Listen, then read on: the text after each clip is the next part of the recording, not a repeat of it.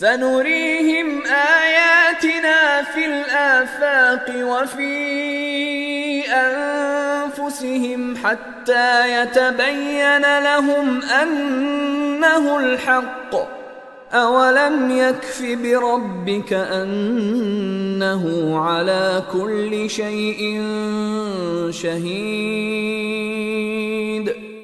به زودی نشانهای خود را در آفاق و در نفس خودشان به آنها نشان خواهیم داد تا برای آنها روشن گردد که او حق است.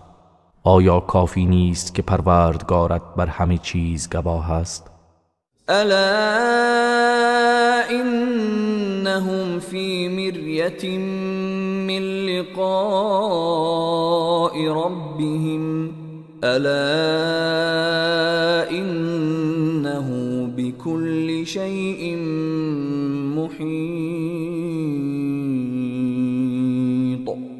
آگاه باش که آنها از لقای پروردگارشان در شکند و آگاه باش که او به همه چیز احاطه دارد. سنريهم آیاتنا فی الآفاق وفی أنفسهم حتى يتبين لهم أنه الحق أولم يكف بربك أنه على كل شيء شهید.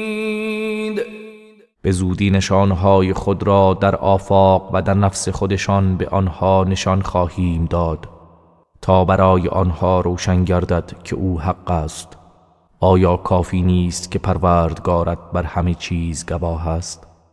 الا انهم فی مریة من لقاء ربهم الا انه بكل شيء محیط.